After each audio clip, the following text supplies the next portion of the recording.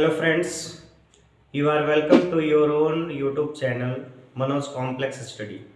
आपका अपने YouTube channel Manoj complex study में स्वागत है। तो फ्रेंड्स, इससे पहले की वीडियो में हमने जो इंग्लिश अल्फ़ाबेट की बात की थी, उसकी हिस्ट्री की बात की थी। तो इस इंग्लिश अल्फ़ाबेट की हिस्ट्री में हमने पिछले वीडियो में कवर किया था ओल्ड इंग्लिश के बारे में। ओल्ड इंग्लिश का हिस्ट्री, उसका इतिहास क्या रहा है। उसके बाद जब ओल्ड इंग्लिश की अगर जहाँ तक हम बात करें तो उनमें हमने देखा था कि लैटिन और रूनिक भाषा का जो वहाँ विकास हुआ था, उन दोनों का मिश्रण से जो भाषा बनी, जो वहाँ पे उसके लिए अल्फ़ाबेट बनाए गए, वो ओल्ड इंग्लिश के नाम से जाना जाता है। ओल्ड अल्फ़ाबेट का उससे बनने वाला अल्फ़ाबेट ओल्ड अल्फ़ाबेट हो जाएगा। तो यहाँ पे धीरे धीरे उसका विकास क्रम और आगे चलता रहा। विकास क्रम जब आगे चलता रहा तो पीछे तक हमने कवर किया था 750 बीसी तक, 750 बीसी तक हमने कवर किया था। उसके बाद जैसे जैसे समय बीतता गया उसमें और इम्प्रूवमेंट होता चला गया। नए नए लोग आए, अपने हिसाब से लोगों ने सिंबल को रखा और अल्फ़ाबेट में तमाम प्रकार के इम्प्रूवमेंट, संशोधन किए उन्होंने। तो आइए देखते हैं उसके बाद 750 के बीसी के बाद अगर बात करें तो फिर समय शुरू होता है 1066 एडी का, मतलब 1066 एडी। अच्छा, एडी के बारे में हमने बताया था, एडी और बीसी दोनों के बारे में हमने वहां पे बात की थी।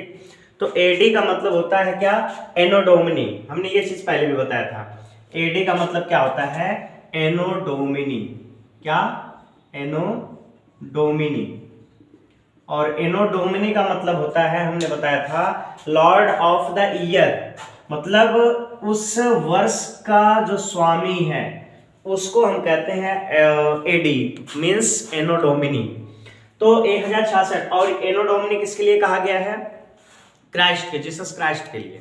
क्योंकि अभी जो बीसी हमने पढ़ा था, तो बीसी मतलब उनके जन्म से पहले के, बिफोर क्राइस्ट, उनसे पहले का जो समय चल रहा था। अब ये उनके समकालीन या उनके बाद की बात है, तो इसे हम एनो डोमिनी के नाम से जानते हैं। तो 1066 एडी की अगर हम बात करें तो इससे पहले हमने कवर किया था, जो पिछले वीडियो में हमने देखा था कि ये जो ब्रिटेन था, ब्रिटेन पर किसका शासन था?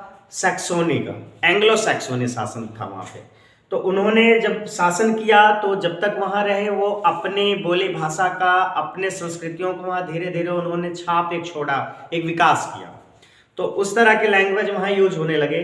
फिर सैक्सोनी के बाद 1066 एडी में नॉर्मन्स आए और उन्होंने ब्रिटेन पर जो है अटैक किया।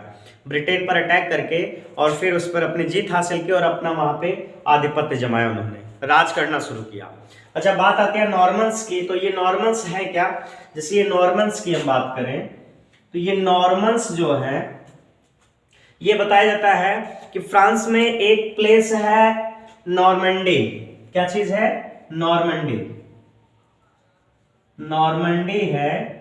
इस नॉर्मंडी के रहने वाले लोग जो हैं वो नॉर्मन के नाम से जाने जाते हैं। ये नॉर्मन जो है ये एक खानाबदोश जिंदगी जीने वाले लोग रहते थे। खानाबदोश का मतलब जैसे कि जहां पर उनका अपना जीवन यापन करने के लिए संसाधन मिल जाता था, खाने पीने के लिए, रहने के लिए, वहां पे वो चले जाते थे, उस स्थान पे रहते थे और तब तक रहते थे जब तक कि उनके जो जरूरतें थी, जो उनके नीड थी, उसका फुलफिलमेंट हो पाता था, यानी उसका भरण पोषण हो पाता था, प्रतिपूर्ति हो पाती थी, तब तक उस स्थान पे रहते थे। उसके बाद अपना स्थान बदल देते थे। तो ये नॉर्मन्स जो है ये इस तरह से, एक प्रकार से ये भी बात करें कि ये अनसिविलाइज्ड का मतलब है कि भाई घुमक्कड़ लोग जो है, खानाबदोश जीवन, उनका क्या सभ्यता किसी सोसाइटी से मिलती जुलती रहेगी। तो इन्होंने जो है अपने जो सामर्थ्य को लेकर के पूरी तरह से नॉर्मन्स ने ये अटैक किया ब्रिटेन पे। और ब्रिटेन पर अटैक, क्योंकि उस समय ब्रिटेन उसी तरह से कमजोर में था, क्योंकि सैक्सोनी का शासन पहले से हो चुका था। तो और सैक्सोनी ने अगर शासन किया तो इसका मतलब पहले उसने युद्ध किया होगा, वहां पे वार हुआ होगा। तो वार होने से अगर उसने जीत हासिल की, इसका मतलब ब्रिटेन कमजोर पड़ा वहां पे, यानी उनकी जो सैन्य शक्ति है उसमें जरूर कमी आई। फिर उसके बाद जो है नॉर्मन्स आए, तो नॉर्मन्स ने अटैक किया कब? 1066 AD की बात की जाए तो उस समय अटैक किया और उसने जीत हासिल की, और जीत हासिल करने के बाद जो है वो क्या किए, अपना आधिपत्य जमाया, वहां पे शासन किया। हमने पॉइंट दे दिया है, Normans ruled on Britain after Anglo Saxon. Anglo Saxon के बाद जो है किसने शासन किया ब्रिटेन पर? नॉर्मन्स ने। ठीक है, नॉर्मन्स का शासन में अगर बात करें तो सॉरी यहाँ पे जो they use Norman and Latin languages, उन्होंने क्या क्या अपना यूज किया। देखिए जैसे लैटिन की अगर बात करें, लैटिन जो लैंग्वेज है वो इजिप्ट के साथ ये मिले थे कौन?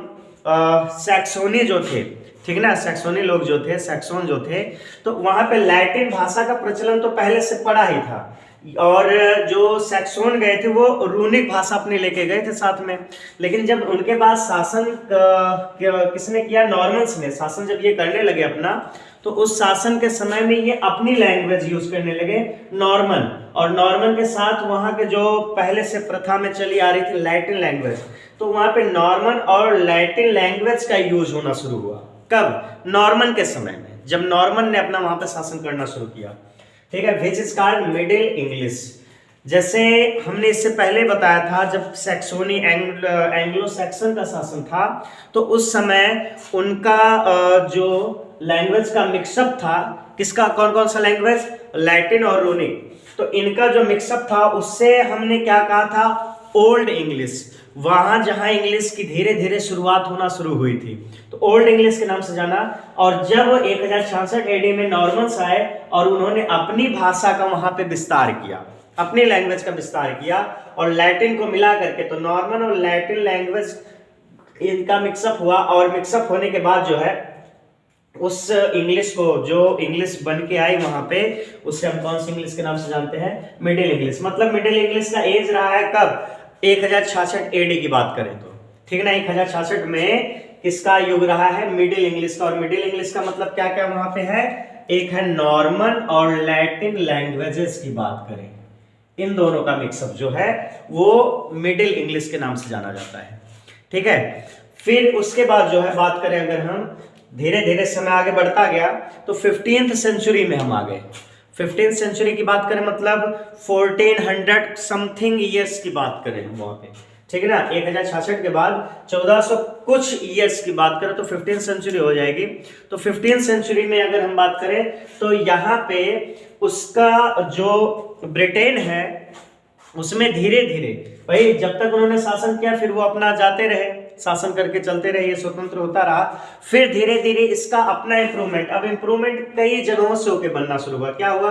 जैसे भाई पहले सैक्सोनी आए, तो सैक्सोन ने अपने साथ क्या रूनिक लेके आए, ठीक है। और मिस्र से उनके पास कौन सी लैंग्वेज थी? लैटिन की बात क्या की जाए, लैटिन लैंग्वेज थी। उसके बाद आ गए नॉर्मन्स अपनी लैंग्वेज लेके आ गए। तो यहाँ 2-3 लैंग्वेज का मिक्सअप हुआ। तो 2-3 लैंग्वेज का मिक्सअप होने से हर लैंग्वेज से कुछ जो है सिंबल्स रिटन फॉर्म में लिए जाने वाले जो साउंड के लिए यूज किए जाते हैं, जैसा हमने बताया था, तो इनके लिए जो है यहाँ पे कई लैंग्वेज का मिक्सअप होना शुरू हुआ।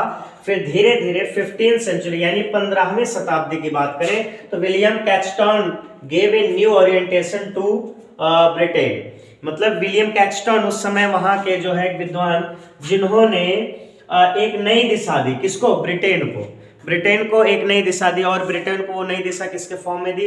लैंग्वेज के फॉर्म में। देखिए एक चीज जानिए कि जो हमारी लैंग्वेज है, जो लैंग्वेज को बनाने वाले अल्फाबेट हैं, तो ये हमारे कल्चर को डेवलप करती है। जो हमारी लैंग्वेज है वो हमारे कल्चर को डेवलप करती है। कल्चर को डेवलप कैसे करेगी भाई? हमारी जो लैंग्वेज है, हम अपनी लैंग्वेज में अपने जनरेशन्स को, अपने सोसाइटी के लोगों को अच्छी तरह से उन्हें हम जो है एजुकेशन दे सकते हैं। और जब एजुकेशन रहेगा तभी जाके हमारी कल्चर में इम्प्रूवमेंट हो पाएगा, वो सेफ रह पाएगी, ठीक है। तो वही चीज है यहाँ पे विलियम कैक्सटन ने क्या किया? ब्रिटेन को एक नई दिशा दी लैंग्वेज के लिए, ठीक है। और क्या है? In this time English language is standardised and called modern English. अब बात करते हैं अगर कि किस समय की, इन दिस टाइम, उस समय में जब 15th सेंचुरी की बात करें, 15th सेंचुरी में English language is standardised, English language का कुछ मानक बना, उसमें कुछ सुधार हुआ, इम्प्रूवमेंट हुआ, उसका अपना एक स्टैंडर्ड बना। और स्टैंडर्ड जब बना उसको, और किसने, विलियम कैक्सटन के थ्रू होना ये शुरू हुआ, उनके द्वारा शुरू हुआ। तो और इसमें जब इम्प्रूवमेंट होना शुरू हो गया, स्टैंडर्डाइज इसका बना, उसी इंग्लिश को जो पीछे चलती हुई चली आ रही, जब उसमें सुधार हुआ, उसका स्टैंडर्ड एक बना, उसको आज हम कहने लगे कौन सी इंग्लिश, इस मॉडर्न इंग्लिश के नाम से हम इसको जानने लगे हैं, मॉडर्न इंग्लिश। ठीक है, और जब मॉडर्न इंग्लिश बनी, हमें मॉडर्न इंग्लिश के बारे में हमें पता चला, मॉडर्न इंग्लिश के बारे में, तो उसी समय से जो अल्फाबेट हैं वो बनने शुरू हुए, अल्फाबेट का निर्माण हुआ, वर्णमाला का निर्माण हुआ, by which English language can be learned easily, जिसके द्वारा हम अंग्रेजी भाषा को बहुत आसानी से सीख सकते हैं। भाई अल्फाबेट जब हमें पता रहेगा, वर्णमाला पता रहेगी, तभी हम लैंग्वेज सीख पाएंगे। कैसे? क्योंकि वर्णमाला जब हमारे पास रहेगी तो उन्हीं वर्णमाला को मिला करके, उनमें कई वर्णमालाओं को एक साथ ले करके जो हमारे अक्षर रहेंगे, ठीक ना, अल्फाबेट में जो हमारे अक्षर रहेंगे उनको मिला करके हम शब्दों का निर्माण करेंगे, शब्दों से जो है सेंटेंस का यानी वाक्य का निर्माण करेंगे, और उसके बाद जाकर के हम उसे अपने विचारों को व्यक्त करने के लिए उन सेंटेंस का यूज कर सकते हैं, जो हमारी लैंग्वेज कहलाने लगती है। तो लैंग्वेज बनी, मतलब किसी भी इंग्लिश लैंग्वेज की अगर यहाँ हम बात करें कि जब अल्फाबेट बनना शुरू हुआ, क्योंकि मॉडर्न इंग्लिश बन गई, बन के तैयार हो गई उसकी रूपरेखा कि मॉडर्न इंग्लिश यही रहेगी। कब? 15th सेंचुरी में मॉडर्न इंग्लिश आई, और तभी से जो है अल्फाबेट का निर्माण हुआ, यानी वर्णमाला का निर्माण हुआ। वर्णमाला के निर्माण से हम क्या कर सकते हैं, अंग्रेजी भाषा को, इंग्लिश लैंग्वेज को बहुत ईजिली हम सीख सकते हैं। इंग्लिश भाषा की बात नहीं, कोई भी लैंग्वेज रहेगी, अगर उस लैंग्वेज की अल्फाबेट वर्णमाला हमें पता है तो हम उस लैंग्वेज को आराम से सीख सकते हैं, उस भाषा को आसानी से सीख सकते हैं। ठीक है, फिर सफर आता है उसके बाद 16th सेंचुरी का। 15th सेंचुरी के बाद 16th सेंचुरी, यानी 1500 समथिंग ईयर्स की बात करें, उस समय में modern alphabet of 26 letters is started which is used nowadays. मतलब कह रहे क्या कि 16th सेंचुरी में, जब 15th सेंचुरी में मॉडर्न इंग्लिश आई, ठीक है, मॉडर्न इंग्लिश आने के बाद जो है वहां पे अल्फाबेट का निर्माण किया गया, अल्फाबेट को लिया गया, क्योंकि भाई अभी हमने बताया कि कोई लैंग्वेज तभी हम सीख सकते हैं जब उसके पास अपना क्या होगा, अल्फाबेट होना चाहिए। तो अल्फाबेट कब निर्माण हुआ, मॉडर्न अल्फाबेट की हम बात करें तो ये हुआ 16th सेंचुरी में। ठीक है, और कितने इसमें लेटर्स आ गए? 26 लेटर्स आए। मॉडर्न की बात करें, मॉडर्न अल्फाबेट में 26 लेटर आ गए।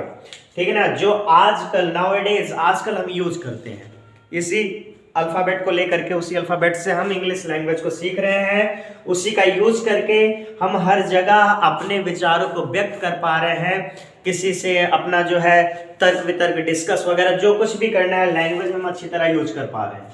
ठीक है, तो ये आज का जो हमारा, जिसको हम ABCD के नाम से जानते हैं, ठीक है ना, A to Z हमारा जो अल्फाबेट है, जिसकी हिस्ट्री की हम पढ़ रहे हैं, यहाँ आकर के 16th सेंचुरी में ये अल्फाबेट बनकर तैयार हुआ। ठीक है, अल्फाबेट की अगर बात करें तो alphabet is a revolutionary way to record the information and Philippa styles and Philippa voice of Cambridge University told the alphabet as the symbol of culture। मतलब कह रहे कि ये जो अल्फाबेट है रिवोल्यूशनरी वे है, एक क्रांतिकारी तरीका है। ठीक है ना, अल्फाबेट जो है एक क्रांतिकारी तरीका है, किस चीज के लिए? रिकॉर्ड करने के लिए, किसी चीज को इकट्ठा करने के लिए, उसका संग्रहण करने के लिए, और किस चीज के लिए? द इंफॉर्मेशन, मतलब सूचनाओं के संग्रहण के लिए, सूचनाओं को रिकॉर्ड करने के लिए एक रिवोल्यूशनरी वे है। क्या है? अल्फाबेट। मतलब एक क्रांतिकारी तरीका है कि हम इसकी वजह से, इसी से किसी भी इंफॉर्मेशन को अच्छी तरह से रिकॉर्ड कर सकते हैं। ठीक है भाई, जब अल्फाबेट रहेगा और इंफॉर्मेशन मतलब एक लैंग्वेज फॉर्म में ही रहेगा, किसी भी चीज के लिए बात करें। अच्छा, ये एक चीज ये भी जानते रहिएगा, अभी हम आगे आने वाली वीडियोस में उसको कवर करेंगे, फिलहाल थोड़ी सी बात यहाँ कर लेते हैं। जैसे ये अल्फाबेट हमने क्या कहा, ये रिवोल्यूशनरी वे है किसी इंफॉर्मेशन के लिए। तो आगे ये तो इंग्लिश अल्फाबेट यहाँ पर बनकर तैयार हुआ। इंग्लिश अल्फाबेट को कैटेगराइज किया गया है। यानी अलग अलग समूहों ने अलग इसके बाद अलग अलग समूह आए जिन्होंने इसी अल्फ़ाबेट को अपना अलग अलग एक नाम दिया। जैसे एक नाम उनमें से हम इस समय ले लेते हैं नाटो अल्फ़ाबेट के नाम से जानेंगे। अब नाटो अल्फ़ाबेट क्या है इसे हमें देखना होगा। तो नाटो अल्फ़ाबेट अक्सर आप लोग देखे होंगे जैसे मिलिट्री वगैरह में, तो जैसे ये कोड वर्ड होता है, ठीक है ना। जैसे अगर बात करना हो, क्योंकि कम्युनिकेशन के लिए इतना समय नहीं रहेगा कोई टोटल बात अपना कर पाएंगे कि एक एक पॉइंट को वो अच्छी तरह से डिस्क्राइब करके बता पाए वहाँ पे, ठीक है। तो वो क्या करते हैं कोड वर्ड बना लेते हैं कि अगर हम ये कोड वर्ड बोलेंगे तो इसका मतलब आप समझ जाइए इतनी डिटेल रहेगी, इन्फॉर्मेशन इतना रहेगा। तो वही चीज़ है, एक रिवोल्यूशनरी वे है, एक क्रांतिकारी तरीका है किसी भी इंफॉर्मेशन को रिकॉर्ड करने के लिए। और इसके बाद कैम्ब्रिज यूनिवर्सिटी के दो प्रोफेसर हैं, फिलिपा स्टाइल्स और फिलिप बायस, इन दोनों ने बताया कि alphabet as a symbol of culture, कि किसी भी लैंग्वेज का जो अल्फाबेट होता है, जो वर्डमाला होती है, वो उसके कल्चर का एक सिंबल है, संस्कृति का एक प्रतीक है। और सही अभी हमने बताया कि इस संस्कृति का प्रतीक कैसे है भाई। अगर हमें अपनी संस्कृति को आगे बढ़ाना है तो जरूरी है कि सभी को शिक्षा प्राप्त करना होगा, एजुकेशन सबको मिलना चाहिए। और एजुकेशन तभी वो ले पाएंगे जब उस लैंग्वेज में उनको सिखाया जाएगा। भाई हम जिस लैंग्वेज को जानते हैं, हमें कोई भी इंफॉर्मेशन उसी लैंग्वेज में दी जाएगी तभी तो हम समझ पाएंगे। तो लैंग्वेज में बताने के लिए, उनको एजुकेट करने के लिए क्या करना होगा कि भाई लैंग्वेज आनी चाहिए। और लैंग्वेज आने के लिए क्या है, सबसे जरूरी है कि हमें अल्फाबेट पता होना चाहिए। जब अल्फाबेट पता रहेगी तभी हम लैंग्वेज में इसको ट्रांसफॉर्म कर पाएंगे, उसको लैंग्वेज में हम यूज कर पाएंगे। तो इस तरह से सफ़र रहा इंग्लिश अल्फ़ाबेट का। जो हिस्ट्री ऑफ इंग्लिश अल्फ़ाबेट की हमने बात बताई, ये 3 कैटेगरी में इसको हमने पढ़ा, ओल्ड इंग्लिश, मिडिल इंग्लिश और मॉडर्न इंग्लिश। तो जो मॉडर्न इंग्लिश की बात करें, वैसे तो इन्फॉर्मेशन बहुत ज़्यादा, बहुत डिटेल इनका है, लेकिन हमें थोड़ी बहुत जो जितनी ज़रूरत है उतना हमने आपको यहाँ बताया, जितना हमें यहाँ स्टडी करना है। तो हमें अब यहाँ मेन मतलब किससे, अल्फ़ाबेट से है, इसलिए हम अल्फ़ाबेट तक हमें पहुँचना था। और हम अल्फ़ाबेट तक पहुँचाए कहाँ, कब पहुँचे हम, 16th सेंचुरी में, जब हमें मॉडर्न इंग्लिश मिली और उसी समय मॉडर्न अल्फ़ाबेट का जो है निर्माण हुआ, ठीक है। और इसी मॉडर्न अल्फ़ाबेट, अभी ये तो निर्माण हुआ, हमने ये जाना कि अल्फ़ाबेट कब बना। और ये जो अल्फ़ाबेट बना है ये कहीं एक ही जगह से नहीं आया है भाई। हमने यही देखा ओल्ड इंग्लिश से लेकर मॉडर्न इंग्लिश तक के कितने लैंग्वेज इसमें मिक्सअप हुए, तब जाकर के ये लैंग्वेज बना। तो इसी तरह से जितने भी हमारे A to Z मतलब 26 लेटर की जो ये मॉडर्न अल्फ़ाबेट हैं, ये 26 अल्फ़ाबेट कुछ अलग अलग जगहों से हमने लिया है, ठीक है ना। कुछ इसमें तो सिंबल्स थे, कुछ रिटन फॉर्म में थे, कुछ जो है सिंबल के साथ साथ आर्ट में भी थे, चित्रकारी में भी थे, मतलब चित्र बने हुए थे, उससे हमने कुछ सिंबल्स को लिया है अल्फ़ाबेट में। जैसे A to Z है, उसमें से कुछ अल्फ़ाबेट को तो हमने जो है जैसे जानवरों के चित्र बने हुए थे उनसे उनको लिया है, कुछ जो अलग टाइप के सिंबल बने हुए थे उनसे हमने लिया है, और कुछ रिटन फॉर्म में थे। तो उनका अलग अलग प्लेस से हमने उसको जो है लिया है और ले करके अपना 26 लेटर्स का अल्फ़ाबेट तैयार किया, जो मॉडर्न अल्फ़ाबेट है। तो फ्रेंड्स, इस वीडियो में हम इतना ही कवर करेंगे, क्योंकि ये हिस्ट्री इसकी कंप्लीट हुई, कहाँ तक हमें आना था और वहाँ हम पहुँच चुके हैं। अब इसके बाद हमें ये देखना है कि जो अल्फ़ाबेट A to Z है, इसमें से कौन सा अल्फ़ाबेट कहाँ से हमने उसको लिया है, कहाँ से प्राप्त किया है, उसको पढ़ने के बाद फिर हम उसको कैटेगराइज, जो भी हमने बताया जैसे नाटो के लिए कि नाटो अल्फ़ाबेट, इसी को हम नाटो अल्फ़ाबेट कहते हैं, लेकिन वो क्यों कहते हैं, किस बेस पे इसको कहते हैं, ये हम आगे पढ़ेंगे। तो इस वीडियो में हम इतना ही कवर करेंगे। इसके बाद हम लेकर आएंगे कि ए कहाँ से मिला है, किस सिंबल से मिला है, ठीक है, कब मिला है, इस चीज़ को हम कवर करेंगे अगले वीडियो में। तब तक आप इसको पढ़ते रहिए, स्वस्थ में रहिए, मस्त रहिए। धन्यवाद।